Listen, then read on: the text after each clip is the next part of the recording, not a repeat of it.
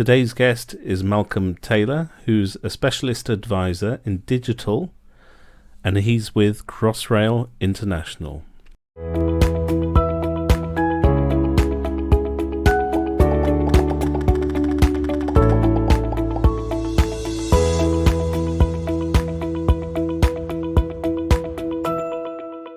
Hi everyone, welcome to the BimTube Podcast. On this edition, we've got Malcolm Taylor, who I've known for several years. So welcome, Malcolm. Thanks for joining us.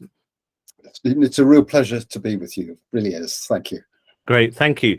So we're going to speak for the next, we'll see, but about the next hour, next 45 minutes, about obviously better information management and themes like that. And I normally begin, so obviously I know you very well, but for the purposes of people watching or listening, if you would be so kind as to introduce yourself, but also and take as long as you like, because I think it's really important. How did you get into the current role and roles? So what's your background? Because we all come from different backgrounds into this. So if you could also elaborate on that, so that'd be great, please, Malcolm. Thank you. Sure.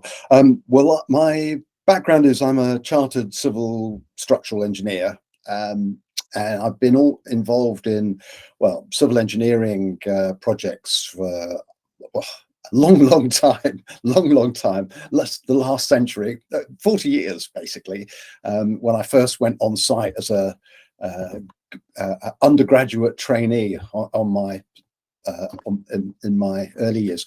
But anyway, I've worked on sort of transportation projects all my life, working from client side, then and contractors, and then I guess the long time on design consultancy in the UK, and quite a lot of time overseas, and gradually sort of moved up the rung of incompetency, and ended up in sort of program and project management of major projects.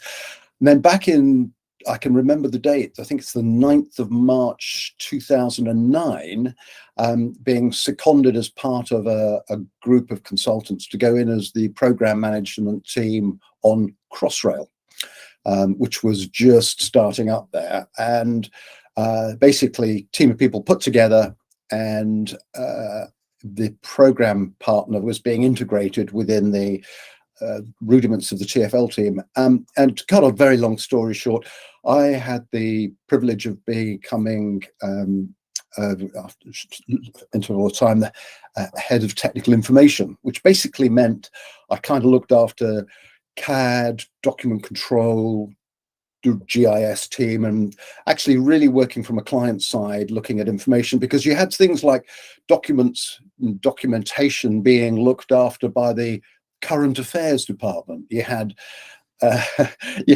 different areas of information being looked after by different parts of the organization, and IT was somewhere else. So it was quite clear that all of that had to come together, and it was great.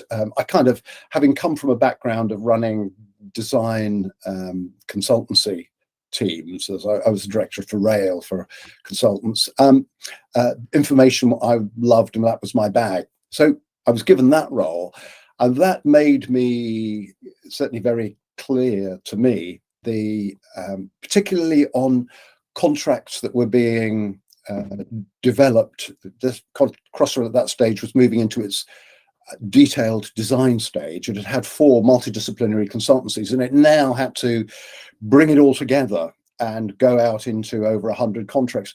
One of the things that we had was, how do you do that? And so thinking about information and data was really quite critical to figure out how we were going to make that work and get all of the elements that you need of consistency, reliability, all of that sort of stuff.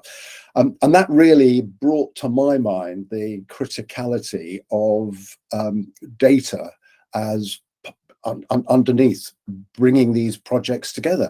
And, it's not just when you have one designer or one contractor and one architect, it's when you have dozens of contractors, dozens of consultants, it just makes it even more important. And also, it made if you could get it organized right, it meant my life would be easier. So that's how I really came to get into absolutely this world of data, and kind of shifted my world from being what I would call very much engineering focused into information focused, and because I think it's for me, I'd always wanted to call this information engineering, but because that's what we're doing, engineering our data and information. So that's really where I came to be doing the type of thing I do now, which is Crossrail, having morphed into the Elizabeth line. I now spend a reasonable part of my time working for Crossrail International, which is completely different to Crossrail. It's a small unit within the Department of Transport. Well, it was the Department of Trade, but just looking at trying to secure major projects, or as an advisory organisation, getting advisory roles overseas to bring work back and get other UK companies involved. And so information management, getting information strategies up at the start with these clients who are formulating and putting together big projects is pretty critical. So that's what we're doing now, trying to sort of preach the word of data and information. So that's it in a nutshell. Great, thanks, Malcolm. And I think that data and now taking it overseas as well, is that it shows the maturity and the legacy of Crossrail, but also other projects in the UK, where I think us included, we're so close to these things that it can be hard. Not you, because your day job is actually going to talking to people that maybe aren't so close to it. But I think often I talk to people that are so close to these concepts like digital transformation, they forget that it's not second nature for a lot of people, even the terminologies, and that's one of the whole points of doing this podcast. It's so and on that note, there's so many things we could talk about, and because this is what we focus on, the data, the digital. However, I know we're having a bit of a think before what we might talk about, and one of the subjects you gave me was how should clients drive the BIM and digital agenda today. Now, there will be people, believe it or not, listening or watching this that aren't familiar with the terminology around BIM. So just in a nutshell, for someone completely novice and new to just BIM, what do you mean by that? And also how should clients drive the BIM and digital agenda today? So over to you.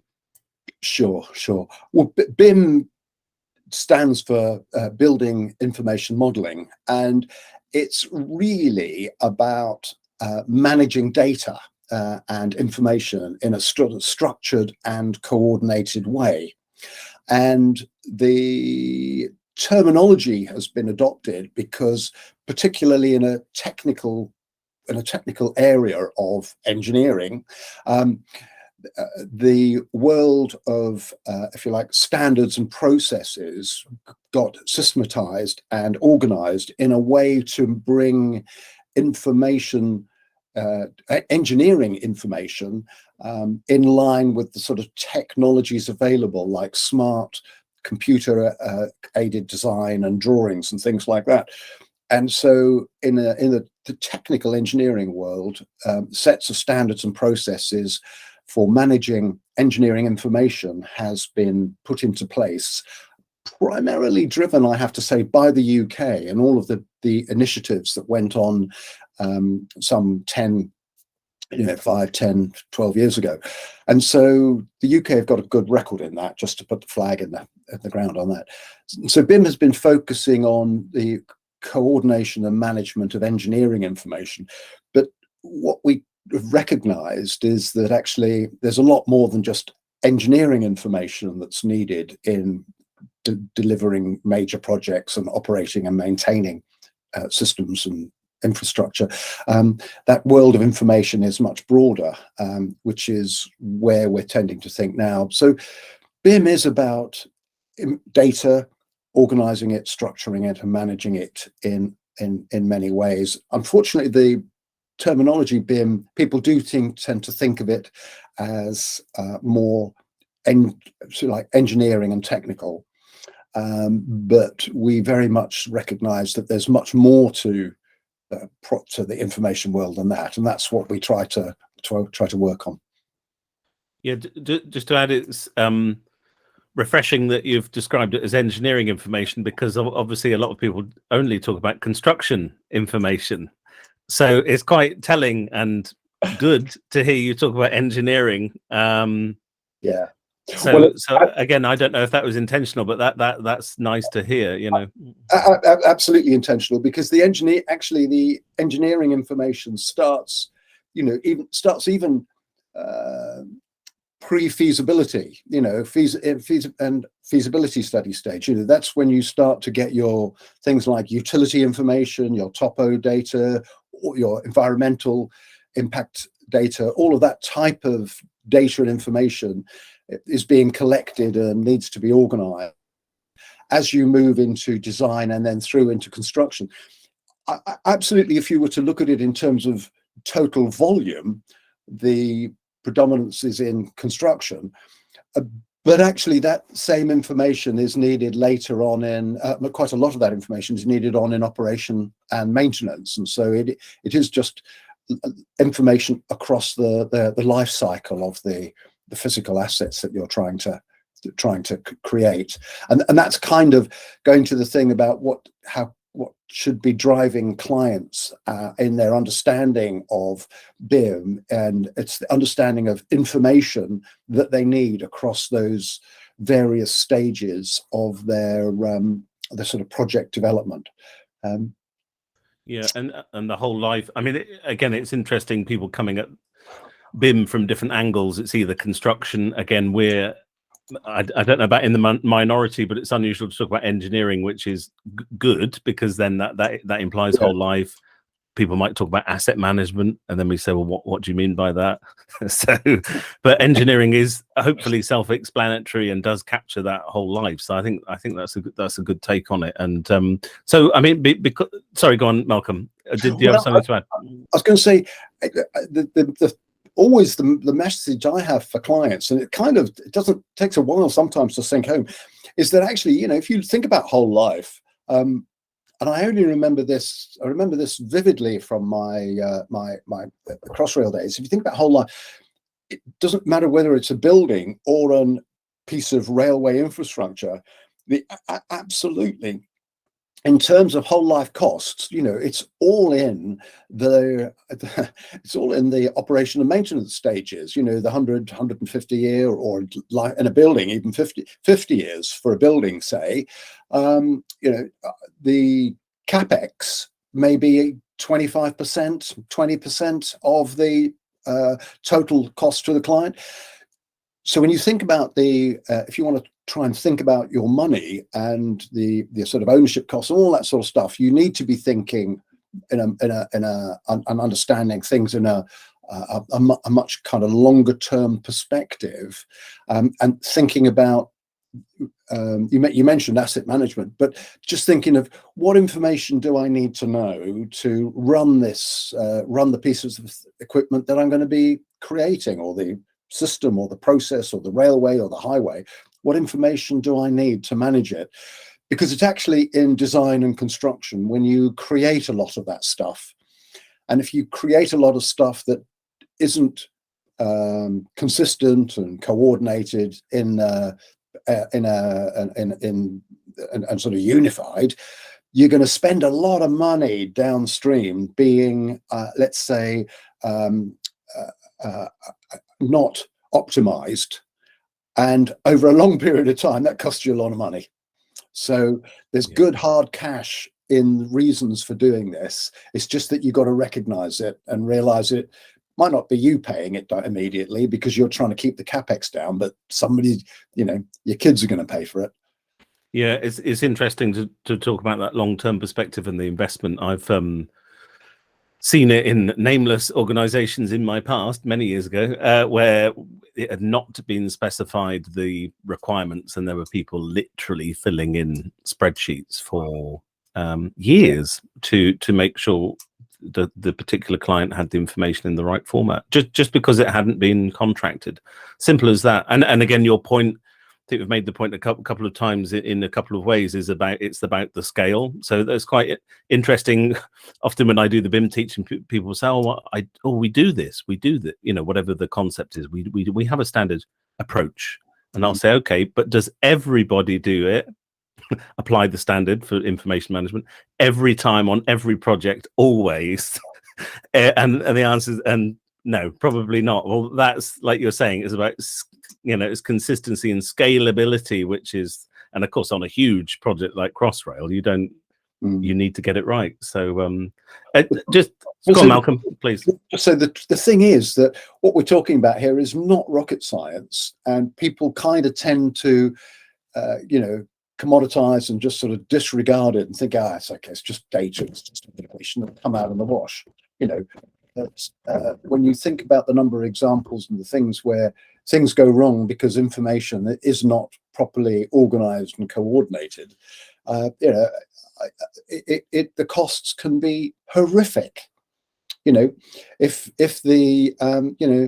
dare one say the big oil spillage disaster off the coast of America, if they had just had the right as-built drawings, they would have been able to have capped that well within days, not having it, flood and pump out oil for months. It's just tragic that things like that hadn't been picked up. Yeah, just on that point, I think the industries that have instinctively have naturally taken up things like ISO 55000, which I realize we're not talking about, but anyway, strategic approach to asset management. Sadly, it's often because of response to an accident. So, for example, oil and gas, there are operational efficiencies, but also we saw Piper Alpha rail sector. So I've not directly worked at Crossrail, just to be clear, but in other rail sectors, we've the National Rail, for example, and the London Underground, we're pretty good at that. And again, famously, there was sort of maintenance issues in the past. So again, it's a response. And then the other thing you talked about, buildings. Of course, tragically, the first time BIM is mentioned in law is the Building Safety Act of April 2020, and sadly, that's because of Grenfell. So, it's the first time it's mandated in law, at least in the United Kingdom. So, anyway, so it's always a response. Just before we move off BIM, so again, I wouldn't normally dwell too much on the tech side of it, but we're talking and we get it, so it'll be a missed opportunity. We've talked about BIM. Just could you give an overview, because we will touch on the technology, but just again for people that don't know, what are sort of the fundamentals, so maybe about the common data environment, or how is it set up at a very high level? How does the technology work, and what are the elements? Yeah. I think, it's like if you're building a garden shed, or you're trying to create something, and you're going to have various pieces of documentation and information. You're going to have you might have some drawings. They could be digital. They could just be paper copies. You might have some manuals, some user instructions. You might have various pieces of you might have some specifications. You're going to have data and information about what it is you're going to want to try and build. You might also have information about the materials that you're going to use, and you'll have some information about where you're going to build it. If it's a garden shed, you're going to have the layout of your garden. You might have to have a local council permit. So you've got all sorts of different types of various pieces of information. And when you're creating something like that, and when we talk about BIM, it's really straightforward and quite simple. So we talk about standardizing the information. In other words, in that context, you could have all of your information needs to be a PDF, or it could be in a particular digital format, or if it's really simple, could just be pieces of paper in a lever arch file. So it's the concept of standardizing your approach to data, and then you've got to put it somewhere so that it's not all over the place in different people's filing cabinets and different houses. So you find somewhere to store it, and you can then store and manage that structure. And we call it a common data environment, which is really, because we're talking digital, it's just a glorified, enormous, great digital bookcase, or series of bookcases that's structured in a way you can find stuff. And when you've just as you have a book in a book, just as in your local library, all have sort of cataloging systems so that everybody knows, and you'll see the little writing on the spine of the books, physical books, a little number. That's a classification system. In our digital BIM world, we have exactly the same concept, classification system for all our data. So all of that different type of data, type of information, the drawings or the standards or the documentation can all be found very quickly by looking at that classification system. And so what we're doing in a BIM world is we're just using the technology to try and help us. So for example, we can, if we've got let's say we got a plan showing the framework of our shed in our garden, we might have some electrical wiring, a drawing to show the wiring. We can digitally overlay them and make sure everything's going to fit. And so it is no more complicated than that. It's just managing data, having somewhere to store it, and then trying to lever the technology and not get seduced and sucked in down to ending up with all sorts of various point solutions that don't work. And because that's one of the dangers of having of BIM, is the enormous amounts of tech and point solutions that you've got. Yeah, that's a good point, because again, often people will ask me what technology solution. I go, no, it's not about that. It's about information management. Even beyond BIM, just isn't about that. It should, at some level, abstracted level, be irrelevant. Someone's got to design the system, however, but it's probably not me nowadays, and it's not us. But someone's got to do that, like you're saying, the linking of the data and all of that, and that should be abstracted away from. So I think that's a fantastic point to make. Really strong point. Well, the interesting thing is now, which I think when I look back over the last 10 years or so, when we come where we've come from in those early days, and I found the same thing in Crossrail, is that actually, again, it's you step back from the standards and just think, what is it we're trying to do? What we're trying to do from a client perspective is say, this is the type of information that I want you to create. And when we mean information, it's across all of the, potential types of information that can be created. So this is the type of information that I want, and you put that into your contract documents. And then the contractors or your supply chain come back and say, well, this is how I propose to give you that. And that's the classic case of the exchange information requirements that the client might give, and then what we call a BIM execution plan. But actually, it's just it's a plan as how your suppliers or your contractors are going to provide you that information, and it's really that simple. So there's what you're doing is saying, this is how I want this is what I want, and this is how you're going to give it to me. One of the things that's traditionally, it happens even now in when you talk to, bless them, I say QSs and people that might put together contracts, they kind of try to compartmentalize the information requirements and spread it out and tuck it into the various components of traditionally structured contract documentation. And what tends to happen is you tend to lose the plot about the information requirements because it's spread all over the place.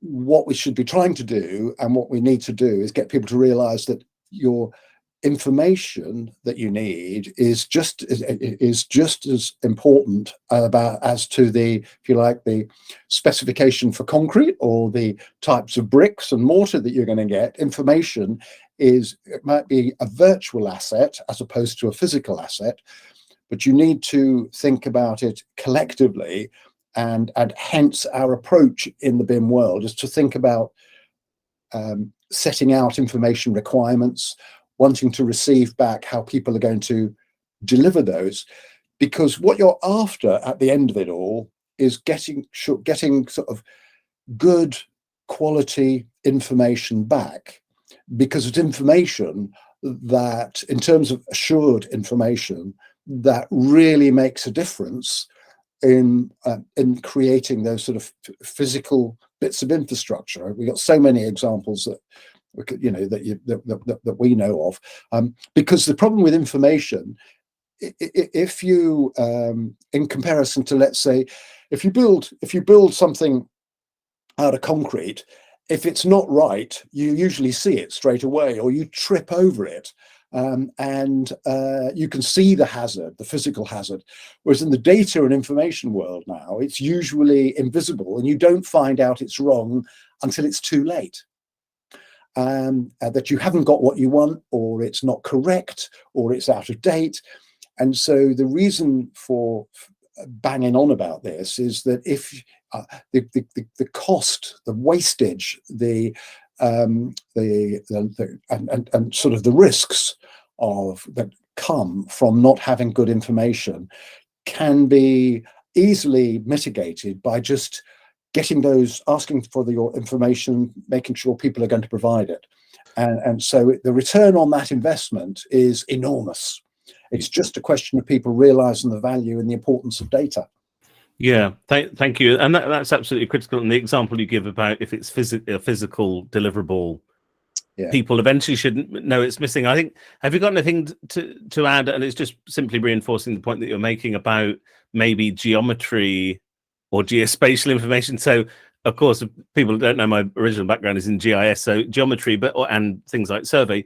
But I think I find the similar challenge as well. If we're talking survey or CAD design information, you can see it. You might have to do clash detection, but you maybe can see it's wrong. So have you got anything to say about that, where people assume it's the geometry when actually it's probably, like you're saying, it's maybe the attributes or the parameters, which are the long-term gold dust, really, aren't they? So yeah, I mean, GIS is wonderful. And again, it is part of our world of data and information, because we often just tend to think about, drawings and CAD and documentation, but we tend to recognize that the world of geographical information systems, GIS, which is basically mapping, is it's an extraordinarily powerful thing. We use maps all the time, don't we? If I'm going into London, I pick my phone up and I have a look and say, oh, this is where I'm going. And we use maps intuitively all the time. And interestingly enough, the techniques that mapping can do, they are, and there's some, you can overlay different types of information. And because the way in which we, as humans, the way in which we can interpret and soak up data and information visually, we can soak up information 20, 40 times faster in visual images rather than the written word. So maps are a really important way of managing information, because I'm just going to throw in the pitch. We only collect information because we're going to make a decision with it.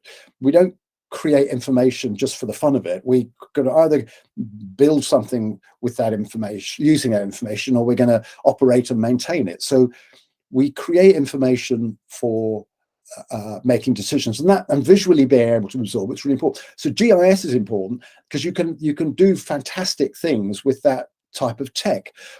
And the interesting things are when you can use that type of technology to sort of say, well, this is where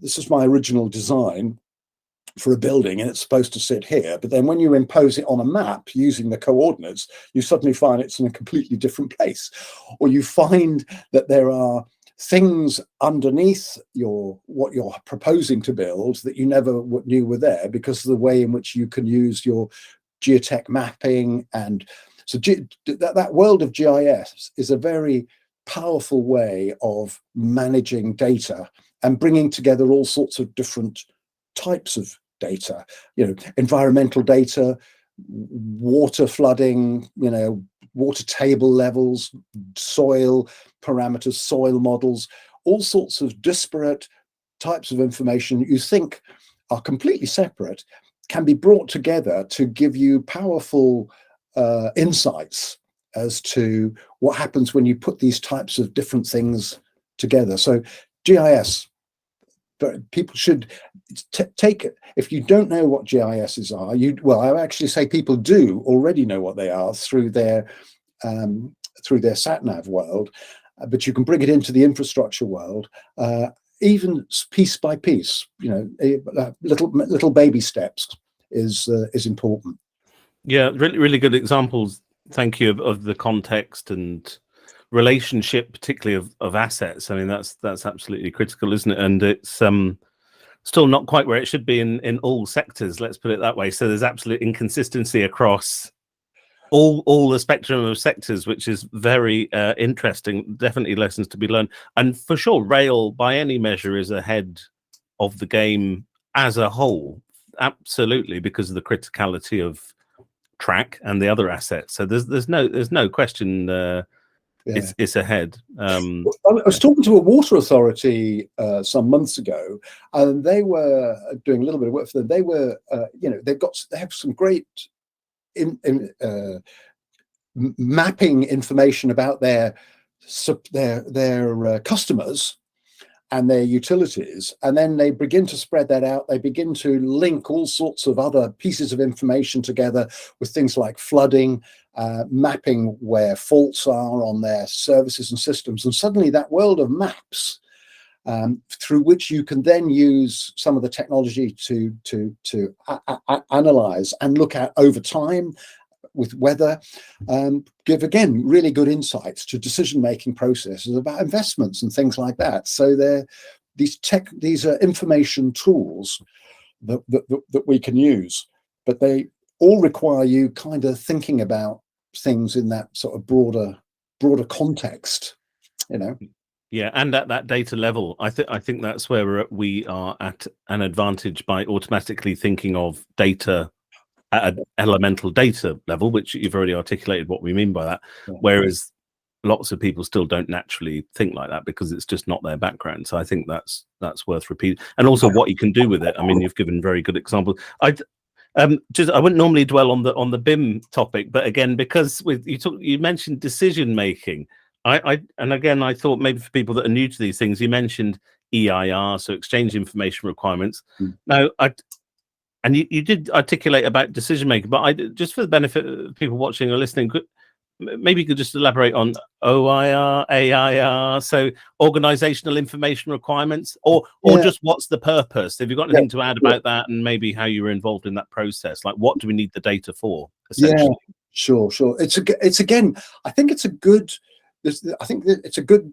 Your question actually is an interesting reflection on the robustness and the thought process that went on in the UK to developing the sort of these information standards over the last few years that are being, they've turned into ISOs and they're being adopted globally because they are pretty robust.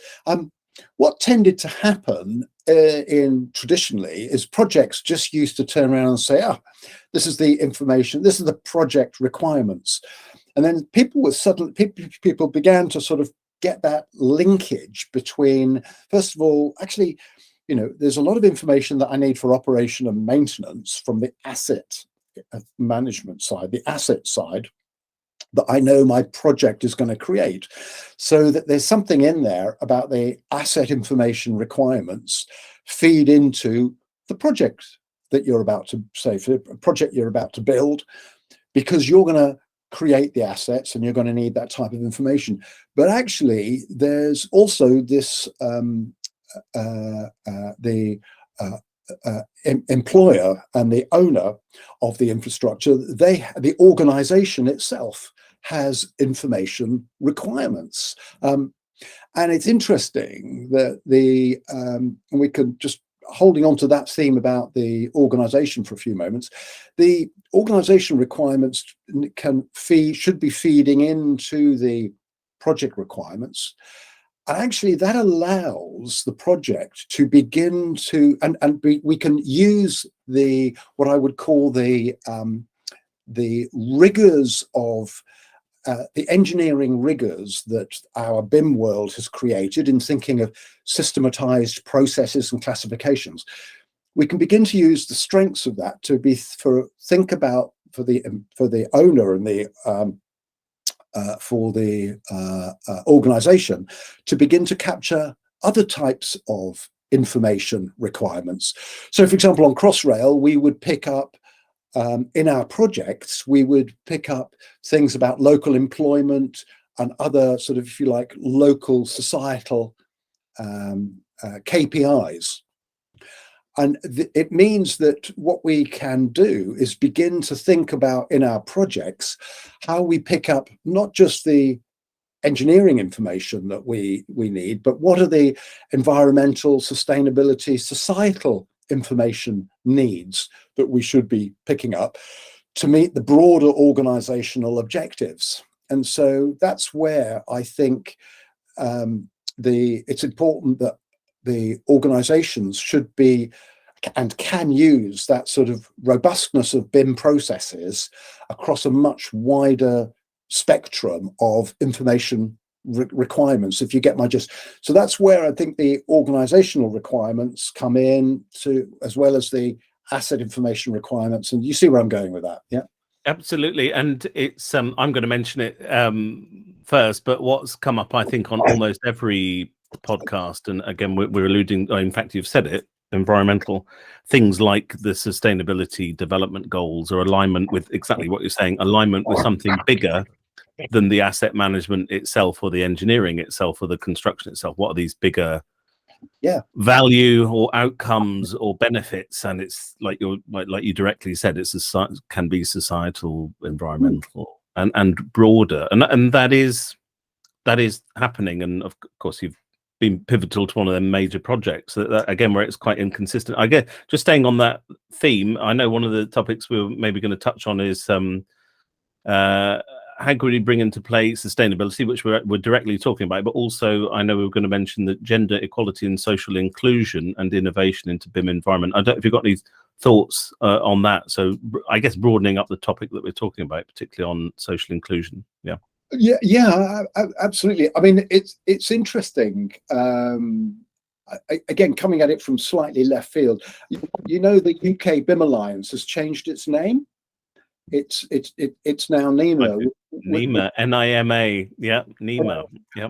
Which I think is great, because it's it's harnessing and wanting to keep going all of the what I would call traditional BIM, hardline BIM processes and the like, but recognizing that this world of information management is much broader, and to the point about trying to apply the same sort of skills and processes, use that momentum that demonstrably has given significant benefits in the engineering world to begin to shape and pull in these other areas. I mean, I've been working on, certainly with Crossrail International, projects overseas, where, overseas governments have turned around and they've stood up at COP26 and said, yes, we want these, we're going to do this and that, and we're going to try and achieve these targets.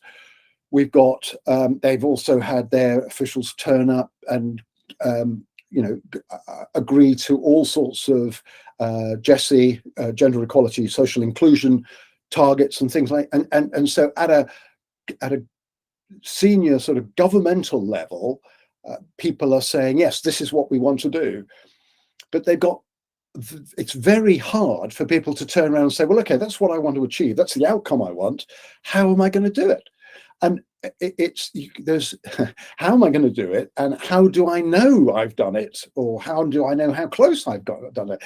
And there's only one way other than guessing, and that is by producing evidence and getting facts and being sort of evidence-based. And to do that, you've got to kind of start backwards at the beginning and go back to saying, well, back to the business about, or saying these are the information requirements I want. So you can trace all of this stuff back. You can turn around from an environmental perspective and say, well, these are the sorts of outcomes I want. So this is the sort of information I need to begin to able to understand where I'm at, what's going on, and how am I going to get there. From a people point of view, you can say, well, this is this type of information I'm going to need from a general societal level, what I'm going to need during my design construction stages, because to reach those social targets, those, if you like, the social engineering rather than the physical engineering. When we talk about physical engineering, we talk about rail and road. When you've got the social engineering, which is about improvements in society, you may have a whole combination of things going on at once. And so from my perspective, your infrastructure engineering targets and performance indicators will be feeding through into those broader societal things. But you do need to and can unpack this and say, well, okay, yes, so in my infrastructure targets, I can think about my land use and ecology, how I'm improving, what I need to do, what particular aspects do I need to do. If I'm knocking down, for every tree I knock down here, I'm planting 5 over there. For this, you see where I'm going with this. So effectively, what you're doing is you're trying to take these sustainable, environmental, social targets and outcomes, and fragment them down into pieces that you can then measure during the progression of whatever it is you're trying to do. And that's where our BIM processes and thinking come into place. It's a good way of structuring and getting all of that stuff to work together. That's really good.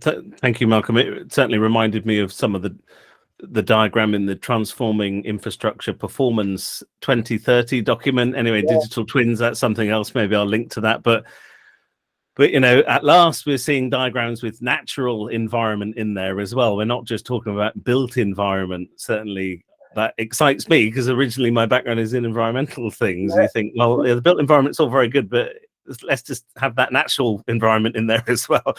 But it is happening, like you say, and it's aligning up and with social and again, the United Nations it doesn't have to be them necessarily, but the United Nations Sustainability Development Goals do tend to be sort of aligned at a high level, but it aligns with everything you're talking about. And it's really good that it's a consistent story as well now, I think. Well, I think I think they have to be up there. I mean, we have all these wonderful standards, codes of standards for this, that, and the other, which kind of help us understand when we're building stuff, the sort of functional requirements that we need in our engineering world. But we have to recognize that, and I'll go back to the point about decision making, that as we begin to create things and we take decisions about, shall I build this or shall I build that, and when we do our whole life calculations, we have to realize that we have tended to, in the past, simply done those calculations kind of using a currency of pound sterling or dollars. We need to be using the currency of carbon or other sustainable type of criteria as the currency for which we make decisions. Because you can use different discount rates and this sort of stuff, but you've usually got something like a currency of some sort. We just really recognize that it doesn't have to be a monetary currency, and it goes then to your ability to take. That's where people have those triple bottom line accounting. It's beginning to recognize that the decisions that we make for building our physical infrastructure need to have some different sort of angles.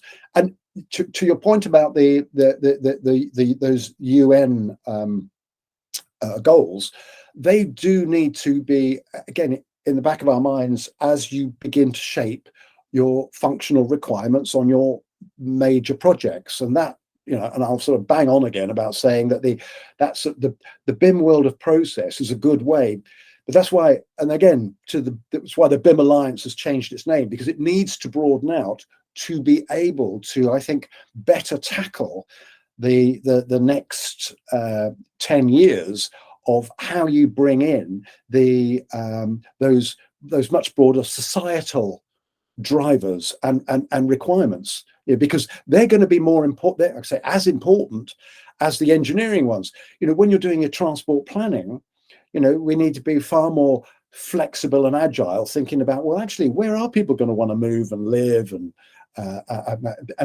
that's going to shape the way in which we think about route alignments and stations and all that sort of stuff. But those UN goals are a useful, I think, addition to that thinking and decision-making process that we need to go through.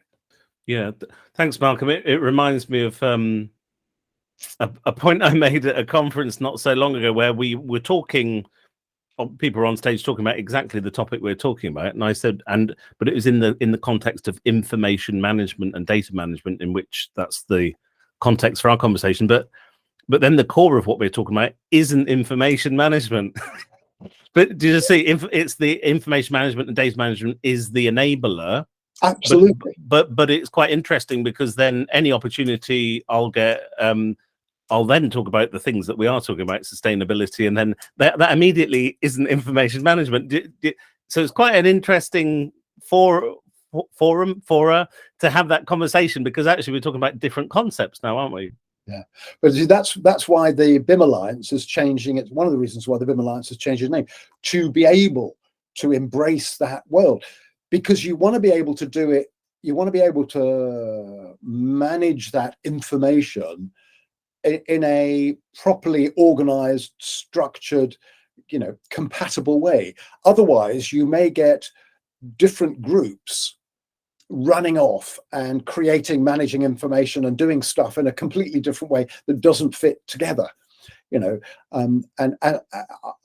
Again, the analogy I use often, because with data and information, is a bit like when you create it's a bit like using building blocks. You create a piece of information like a building block. Now, if you create it looking like a Lego brick, that's fine, as long as everything is created looking like a Lego brick or using those Lego brick shapes. But if somebody else alongside you is using a stickle brick, and somebody else is using one of the latest Brio type building bricks I've seen, and you might have within those systems lovely little pieces of construction, but actually you can't get the three to fit together. So the important thing is trying to get one unified approach to your information bricks, and then it'll all fit together. So that's a brilliant point. I don't have you much longer, but just very briefly, can I just ask you a quick response, if I can, what your thoughts are about IFC and COBE, and how, or if and how they were used on Crossrail or on any other project? Just what are your thoughts on IFC and COBE?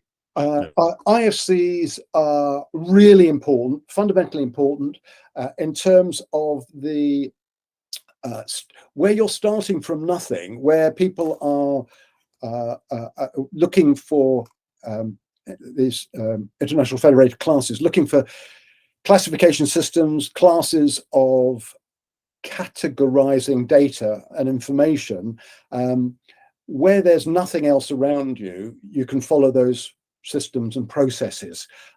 Things like COBE, for example, if people don't know what COBE was, it's a, in its simplest way, it's a set of spreadsheets that you can fill in to capture all the information that you, as you building stuff, building something, all the information that you need for operational maintenance.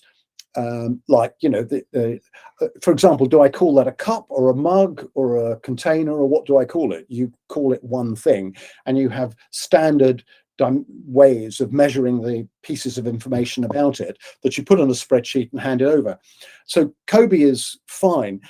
Where, again, particularly in the building world, you often have the standalone buildings that need maintaining. In the railway world, and in where clients already have mature asset management systems, things like COBie can be hard to make to work. And you don't need to, and you shouldn't be trying to force COBie into those systems. It's much easier because it's too late. The clients already have their own ways of defining and measuring those things. You simply use that. So those are great ways. All of those things, IFCs, COBie, are necessary where you don't have anything to base your information requirements on. Yeah, thank you. I mean, and again, I'll link to that for people to read more. But that structure process.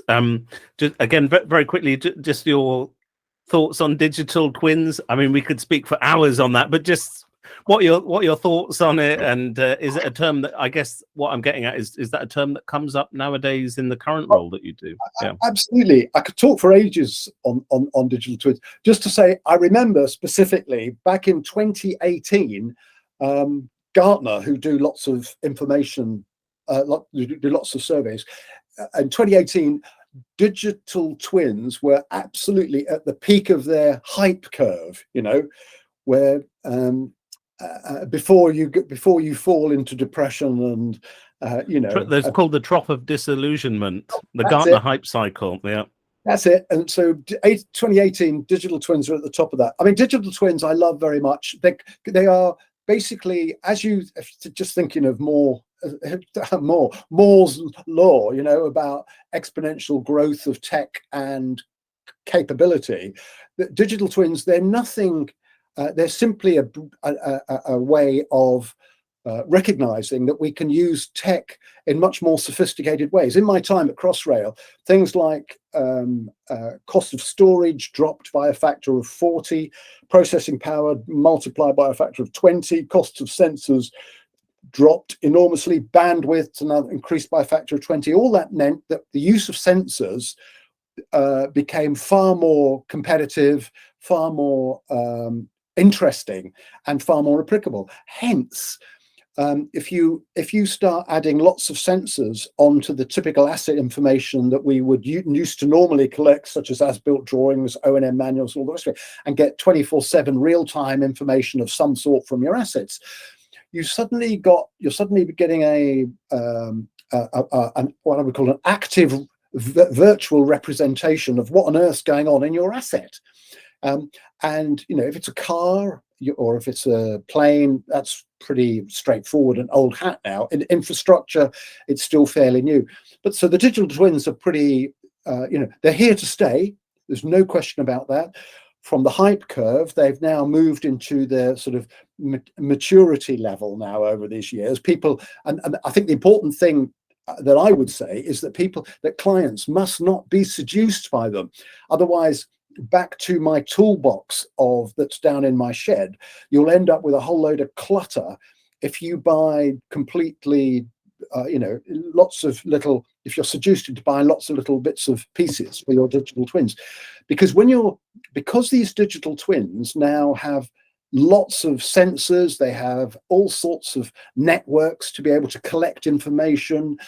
And in an infrastructure world, that's often spread over large geographical areas, which requires you to have networks, requires you to get remote centering in place.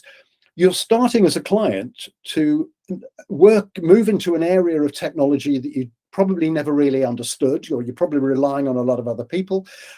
You need additional skills to make better decisions about all of this stuff. You have to think about, curiously enough, who owns the data that your sensors are picking up? Because if, I don't know if you use Facebook, but every time you put something on there, it's not your data anymore. It belongs to somebody else. You have to be thinking about the liabilities.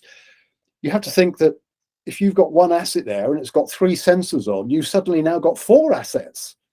So you're now moving as a client, you're moving into a world of additional costs. And so digital twins are wonderful, but they mustn't be taken on board lightly. They are an additional cost. They will have a fantastic return on investment because of the way in which you're moving into a sort of a prescriptive, predictive world of maintenance. And you might want to think about not buying in your when you're trying to build your infrastructure in digital twins. Think about buying data from the supply chain, not buying digital twins. A bit like the way Rolls-Royce sell, they sell engine hours. They don't sell engines. They still own the engines. You're just buying the engine hours. They're taking responsibility for the fact that their engines, if they don't fall off or go out of date, they're going to give you something else. Because if I've got a bridge with a sensor on it, that bridge is going to last 120 years. That sensor and its comms network, 5 years. So have I got to replace that sensor 24 times over the life cycle of that bridge? It starts, you've got to begin to think about the life cycle of your digital twin, and think about how because the important thing actually isn't the digital, is in that thing about digital twins. The important thing is the information and how you get it. So you might want to think about different ways of procuring it and different contract types to make that happen. It's a very long-winded answer to your question, but I think there's some, for me, the type I've heard such a lot of hype about digital twins from people who are wanting to if you like, sell them as point solutions, which are very good. But from a client point of view, got to be very careful. Thank you, Malcolm. No, not long-winded at all. I completely agree with everything you've talked about. And I think one of the end sentiments there was about shifting towards a service-based, I don't want to put words in your mouth, but moving away from the physicality. And I think they are key. One of the first things you mentioned is this feedback loop, the sensors. Again, that was the main point that we talked about. But again, a lot of people forget that. People say, "Oh, what's new?" I go, "Well, feedback loop," because I used to go begging for surveys. And now there should be this, like you're saying, like you've made the point very well about there should be and there will be a feedback loop. This is transformational stuff. Yeah. And you've got to realize that the digital twins are a family as well, because you've got different, because the twins need to be the virtual the information that you're getting from your digital twin, the virtual information that's being provided, needs to fit together as part of your overall approach to the analytics to make sure your overall objectives are being achieved. It's all very well you having a lot of information about the digital twin of, if you like, your escalator, but if the digital twin for your lifts or for the station itself are being swamped or having all sorts of other problems, you need to bring all of that information together to be able to view it rather holistically, and that's where the trick about planning and understanding how things fit together are so important. Great. And maybe that loops back in, without me obviously with my favoritism for GIS, that obviously loops in about simplification of the data, and then onto dashboards. Maybe the way in is simplified dashboards as well. Absolutely. Yeah. I mean, it's no coincidence that a lot of major infrastructure owners use a map, an interactive map, as a way into their information, a GIS basically. And because it's a way you can visualize and consume information. And why? Because it's making those decisions quicker and hopefully are more informed. Great, thank you. Well, I'd certainly agree with you. My time is literally nearly up, and I don't want to run over. So if I could, so firstly, I will thank you. I'll thank you again in a moment, but thank you for the conversation. But for people that are new to this topic, do you recommend any online, so websites, for example, or of course there's probably hundreds, but maybe just a few or maybe 5 websites that people should look at? There are many websites to go for. I mean, I would tend to keep it simple. I mean, I would go on to things like Building Smart. There's lots of guidance there. And there's the UK BIM Alliance. There's really good, solid, it's called NEMA now, but if you just type in UK BIM Alliance, there's very good information and guidance there. If you want to go a little bit off field, go to some of the, just put in BIM Queensland and look at the Australian documentation in Queensland. Some great guidance in there. Because there's some of the codes and the standards that we use, ISO 19650, seriously wonderful, but they have their limitations, and things like the Aussies have got some really interesting stuff in there. So, Queensland BIM documentation, you find some great stuff there as well. But Building Smart, UK BIM Alliance, NEMA. Great, thank you. And if I may add, also there'll be the Crossrail Legacy website as well. Crossrail Learning Legacy.